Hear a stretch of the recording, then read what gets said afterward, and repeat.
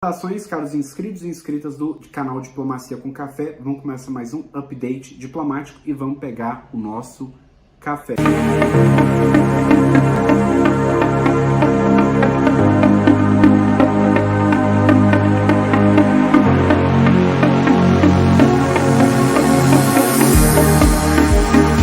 Então vamos começar, pessoal, falando aqui sobre Lula e União Europeia. Bom, no dia 7 de setembro, ontem, o Lula conversou por telefone com a Ursula von der Leyen, que é presidenta justamente da Comissão Europeia. O foco foi o acordo Mercosul-União Europeia. A gente sabe que ele começou já em 1999 e teve um texto final justamente apresentado em 2019. O presidente Lula espera assinar o tratado até dezembro deste ano, durante a cúpula do Mercosul. No Brasil, eles também reforçaram apoio à COP30, inclusive parece que vai ser aprovado um fundo Florestas Tropicais para Sempre, é um fundo aí que os países desenvolvidos devem pagar para contribuir com o desenvolvimento dos países subdesenvolvidos e emergentes em matéria de sustentabilidade e desenvolvimento sustentável, baseado em 3 pilares, o caráter ambiental, econômico e social. Não é marcada para novembro de 2025 em Belém do Pará. Bom, o acordo ele criaria um mercado de 700 milhões de pessoas, cerca de 26% do PIB mundial. Agora a gente vai falar um pouquinho sobre Brasil e Estados Unidos. Você sabe que teve uma reunião aí da OEA, justamente a embaixadora Maria Luísa Viotti, ela criticou as medidas de 50%, as tarifas do Donald Trump, que chegam a ser inclusive sanções em agosto de 2025 sobre produtos brasileiros. E ela também citou sanções dos Estados Unidos contra o ministro Alexandre de Moraes em julho de 2025. A embaixadora Viotti reafirmou a democracia brasileira, a independência judiciária e a adesão à COP30, em novembro de 2025, que ocorrerá no Brasil, como eu acabei de dizer. Segundo ela, os Estados Unidos pressionam pelo fim do julgamento de Jair Bolsonaro, iniciado em junho de 2025. Bom, agora a gente vai falar um pouquinho mais sobre o tarifaço entre Estados Unidos e União Europeia e também o Brasil.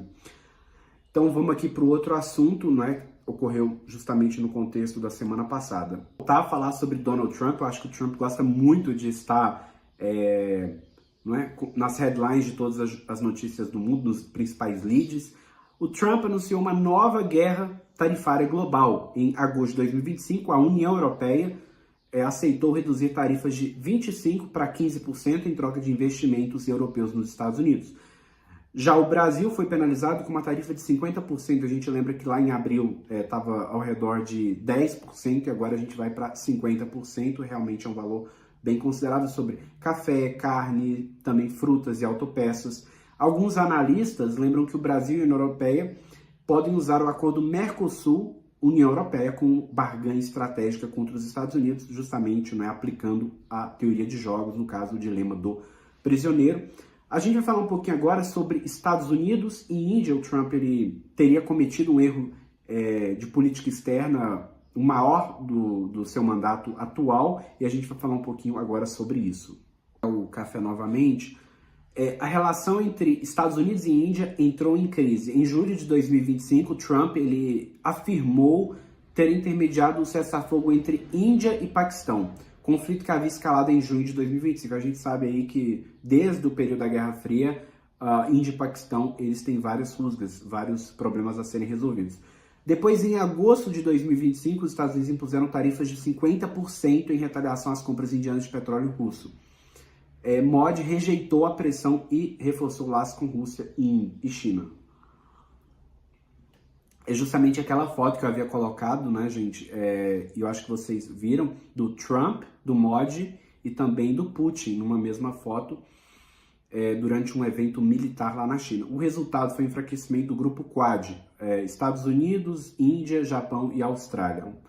Um bloco aí desses 4 países. E agora a gente vai falar um pouquinho sobre Japão, porque teve renúncia do premier japonês.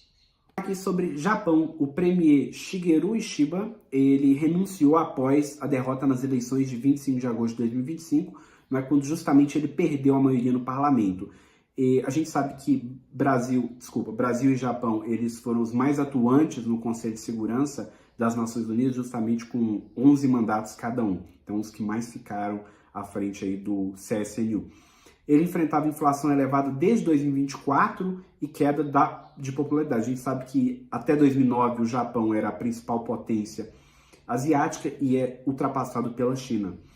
E a partir de 2010 a China é a maior potência na Ásia e o Brasil e a China tem uma parceria aí desde 2009. Na verdade, a China é o principal parceiro do Brasil, não é, comercialmente desde 2009, ultrapassando os Estados Unidos, que haviam sido o maior desde o século XIX. Antes de deixar o cargo, Ishiba ele fechou um acordo tarifário com os Estados Unidos em agosto de 2025, reduzindo em 15% as taxas sobre automóveis japoneses. Entre os cotados para sucedê-lo estão Sanae Takaichi e Shinjiro Koizumi. Agora a gente vai voltar a falar sobre a questão entre Israel e Palestina. É inevitável porque essa notícia ela aparece praticamente todos os dias. Mas antes, vamos falar um pouquinho sobre a Finlândia. A gente sabe que a Finlândia entrou para a OTAN em 2023 e a Suécia em 2024. A Noruega, na verdade, é um dos 3 países nórdicos, mas ela é um dos fundadores justamente da própria OTAN em 1949. A gente sabe que a Noruega não faz parte da União Europeia, ela faz parte sim do espaço Schengen, justamente com a Finlândia e a Suécia, e os dois últimos, na verdade, a Suécia e a Finlândia fazem parte da própria União Europeia, mas a Noruega não faz. Bom, a Finlândia aderiu a uma declaração no dia 1º de setembro da ONU, lançada em agosto de 2025, o mês passado, por Arábia Saudita e França, defendendo a solução de 2 estados para o conflito Israel e Palestina. O texto pede como primeiro passo para o fim da guerra entre Israel e o Hamas, iniciada em 7 de outubro de 2023. Mais de 140 países já reconhecem o Estado da Palestina. O Brasil ele fez o reconhecimento em 2010 e pretende falar sobre esse tema novamente na Assembleia Geral da ONU. Porém, os Estados Unidos podem impedir que a comitiva do Brasil entre justamente na ONU,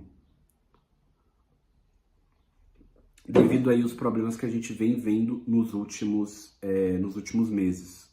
Eu quero relembrar novamente os acordos de Oslo de 1993 e 1995. A Cisjordânia ela foi dividida em áreas A, B e C, lembrando que o governo do Benjamin Netanyahu ele considera a partir de agora a região da Cisjordânia como sendo Judéia e Samária, justamente refletindo a ideia bíblica desse território. A área A ela concentra cerca de 18% da Cisjordânia, está sob pleno controle da autoridade palestina, cidades como Ramallah e Nablus. A área B concentra 22%, está sob controle palestino, na verdade israelense também, mas com segurança compartilhada.